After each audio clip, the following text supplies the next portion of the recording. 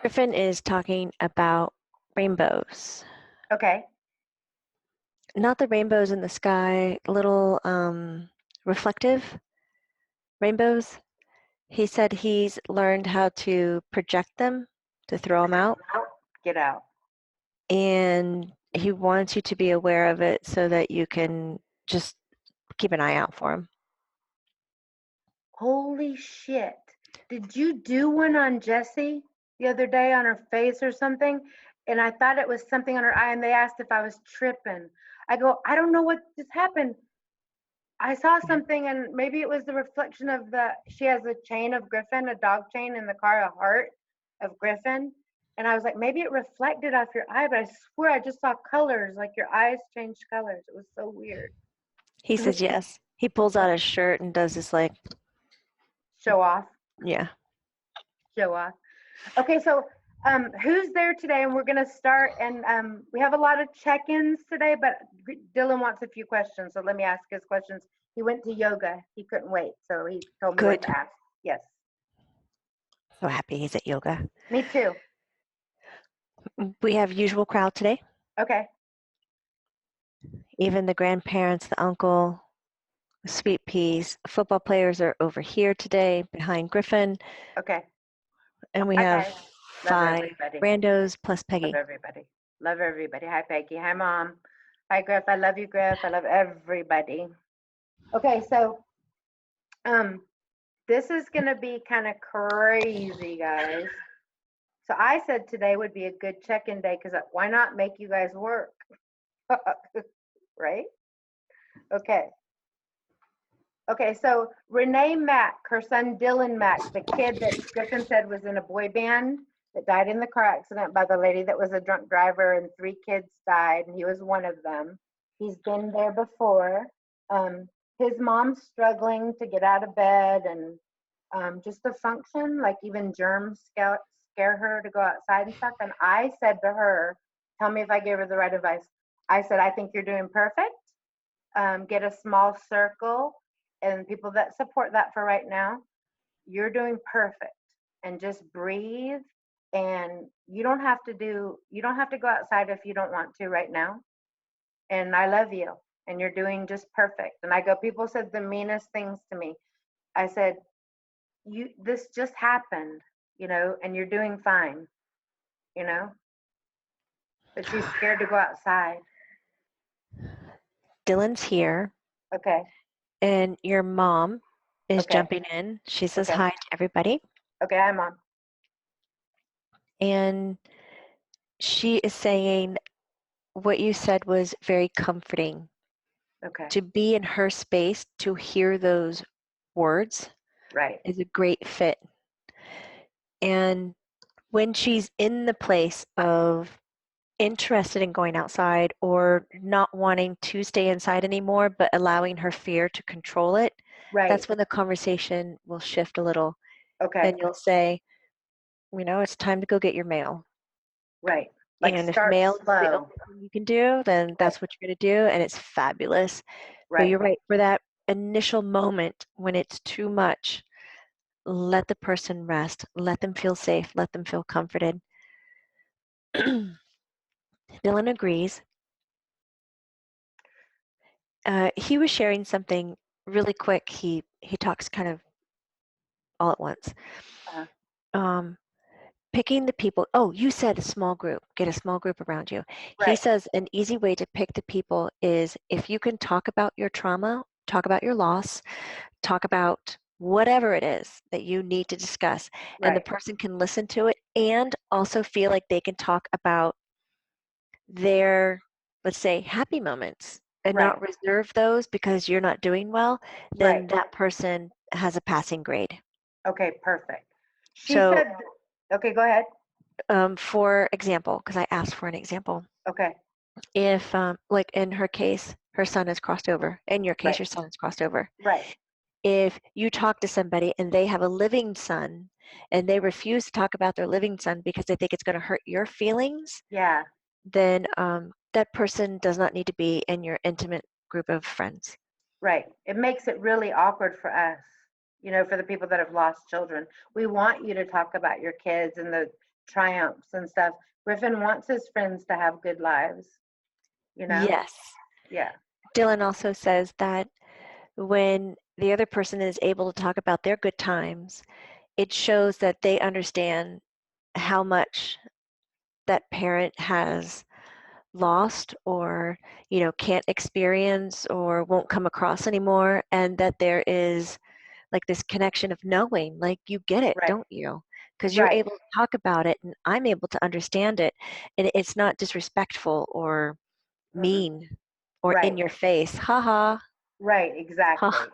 I Exactly. said, he goes, you said that like a robot. And I was like, I'm just repeating what you're I know. saying. Ha Dylan, ha. your mom wrote and she said, I hope I'm not too late. So she wrote, she said, how are you after being a year away, Dylan? And are you looking in on me? Are you with me? Are you angry that your life was stolen from you? And then I'll read the rest if you can answer those because there's a little bit more.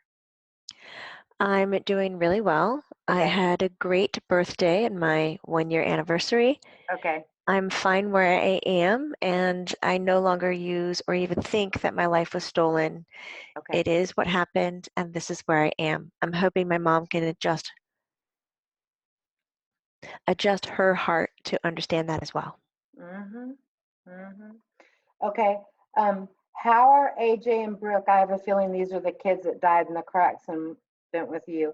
Do you have a message for me? Are you at peace? AJ and Brooke are doing good. I don't get to see them a lot these days. They're really addressing their own families, and I also hear that AJ is doing a lot of like different kinds of education. Okay. He's like apparently his hand is in every cookie jar kind of a guy. Okay. Um, and what was the other question? Oh, do you have a message for your mom and are you in peace? Yes, he's in peace.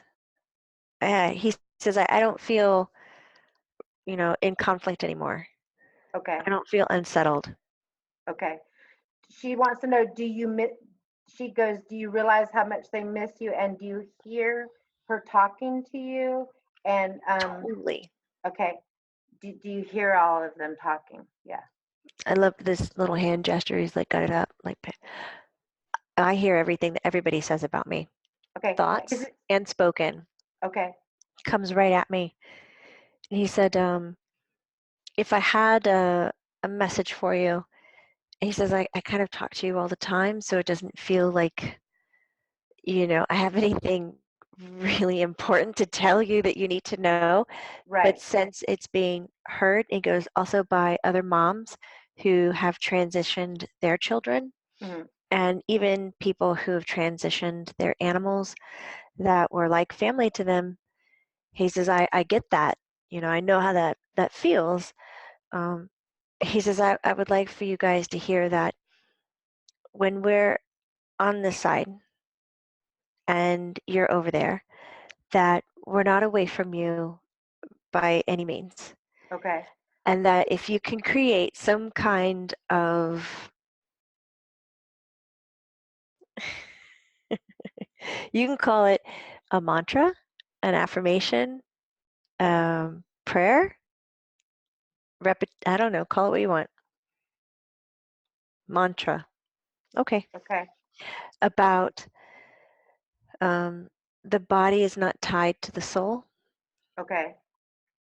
so that we can really ingrain that our loss and our grief is over the body, but the body is not tied to the soul, and that you have all the right in the world and all of our permission to carry on with us, soul to soul.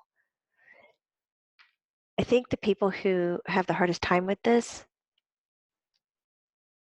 are explain. The people who have the hardest time with this need the most help, he says. And I I said, agree. explain the hardest time. He goes, well, whether they don't have a belief system around it or not, but they're suffering. He says, I've watched it and I see it. It turns physical and it changes the way their actual body is. He's like tugging at his shoulder. And then it's almost like they're not able to change their belief or even able to follow through when they want to because it's so far down, Yeah. so far destroyed. You hit such an important point, Dylan, and it makes me cry for your mom because we're walking the shoes. I don't like to compare pain, but like I lost 8 teeth when Griff died. I gained so much weight and just went to sleep on myself. I couldn't get out of bed and all these things. And I was like, can I ever live again? You know what I mean? Like, will I ever be the same again? No, I'll never be the same. But you can change your way of thinking. This has saved my life. Whatever saves her life, whatever the purpose is.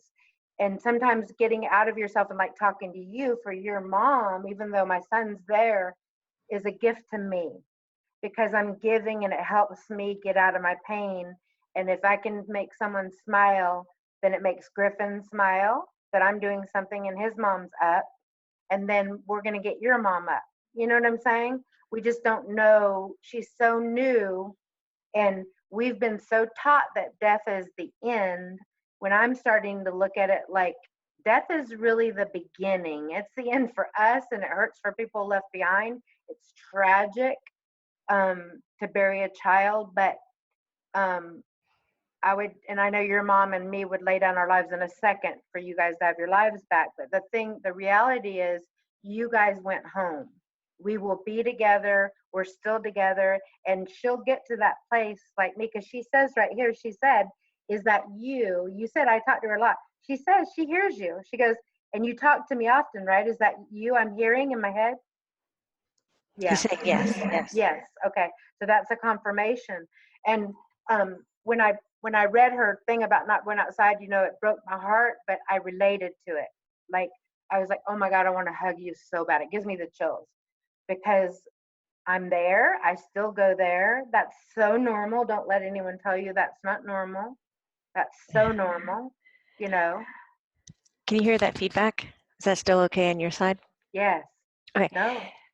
Can I go back? I've never heard you say this. Okay. You lost 8 teeth. 8. Did I hear you right? Yeah. 8. Teeth out of your mouth. Yes. Yeah. I had to get implants.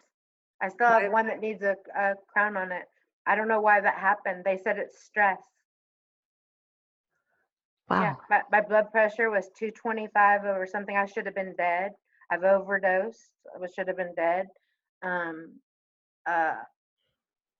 I stayed in bed for days at a time without turning on anything. Anything. Nothing. Like the TV got on my nerves. Like I just wanted to sit there like frozen, like paralyzed from the pain. Paralyzed, Jamie. So I don't want anyone to think that they're not doing well. You'll go back to that place. I'm going on 8 years and I still go back to that place. I joke all the time about death and I'm going to jump and I can't take one more thing. I mean, I feel sorry because like any death is hard, but his mom too. I don't know which is harder. All I know is what I've lived. I said goodbye to Griff at 4 in the afternoon and I got a call he was dead at 10:45 in the morning. So that's like, holy fuck. It just comes out of nowhere. And this kid was on spring break and got killed in a car accident. So you're not prepped in any way. And I'm not saying it's easy to lose a kid from leukemia and go those days and know they're going to die. But it's a huge tragedy to have a healthy child say goodbye and then all of a sudden get a call that they're dead. They didn't go in the service. They didn't do anything. And you just never think that knock is coming on your door. You know, you never think that. I used to avoid a lady that lost her daughter that Griffen knew because I didn't know what to say to her. So that goes back to what we were originally saying. Say everything to us. Don't avoid us. We want to hear how good your kids are doing. We want you to talk about Griff and Dylan and stories that you remember that we may not remember. And I don't care if I've heard it 100 times. I want to hear it again. You know? I'll even I love joke. that point. Yeah, and I'll even joke sometimes, Jamie, like you get to see the spirits and all of us moms talk about how jealous we are of you that you have this gift. And I said, it's so funny because she'll tilt the camera sometimes because it's so real to her. She's like, look, they're right here. And I hope one day I can see. But I'll mess around with people now because I'm going on 8 years or whatever. And I guess it's given me free will. Like I joke about death all the time because we all have that ticket. I think it should be talked about differently. And I'll go, Griffen, where are you? I know you're right here. Like I'll go like this and you're here. I'm gonna punch you out. Come here, Junior. right here. I know you're here, and joke around because when I overdosed, it was like stepping literally. Griffin's not kidding. Like they're not up and away. They are in the other room. Like it was like, holy shit. Like I don't know, and I didn't pay attention, like Griffin said, to all those classes in school, physics and all that stuff. But it is literally like you're listening to one radio station and they are literally a station or two down. That's it. They didn't go anywhere. Just their body, their car retired. That's it. But they didn't go anywhere. You know what I mean? And that's what people have to understand. Like we've never talked about Griff like he's dead. Like I'll cry sometimes, but a lot of times, but Dylan, I talk about him every day. There's not a day that he's not mentioned. I can't hang around people that wouldn't let me talk about him. I wouldn't. I would end the friendship because he's still a part of my life. You know what I mean? He didn't go anywhere. Our relationship completely changed, but honestly, he's helped me grow so much. Like sometimes I'm ashamed that he's the person that had to teach me it's not scary to die. I'm supposed to teach him that, you know? That little punk had to go and teach me that, you know? And I mean, I'm the one that when someone dies now, I'm like, lucky asshole, you know? I get what you're saying with that one.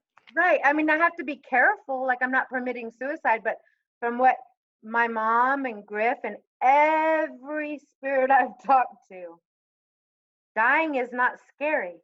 It is not the end at all. Sure, did they want to finish with their family? Of course, they're kids. But when they got there, there's nothing like where they are. It just couldn't imagine it. The Dylan here says, I don't know, maybe the process of dying was a little iffy, yeah. But death, no problem. Yeah, right. And I'm sure, like, if you kids, you know, would like to finish your life with your moms and stuff, like, you weren't, you know, wanting to do that. But when you get there, you're like, I'm not in hell. I'm not in a torturous place. I'm in a place that's so beautiful, I can't even describe it. You know what I mean? And how can a mom, like, even though we're sad when we think of that, we're like, holy shit, you know? Griffin's over the camera with just like half of his face showing. I can't get down that low. I wish I could see him. So and he's whatever, what is this called? Yeah. Your fingertips. When you said that, like there is no hell or, you know, nice things. Like, oh, just wait and see, Mom, you're going to be there. Yeah. Yeah. Well, all my friends are going to be there too, so I don't care. It'll be fun. Yeah, they just pulled off John Singleton, who made all these beautiful movies, Boys in the Hood and Baby Boy. I can't think of the name of the movie, but I love it. They just pulled him off life support yesterday. I don't know if he's crossed over yet, but he had a major stroke and he was only 51 years old. You know, which to Griffin and Dylan, they're like, well, fuck you. I was 18, 17, 16, 15, 14. Yeah. Wow. Right. Okay, so let's go down the list. Dylan, so anything else? I love you, kid. Thanks for coming by. Nope, he's saying thank you very much. Okay, because we're just doing a check-in with everybody.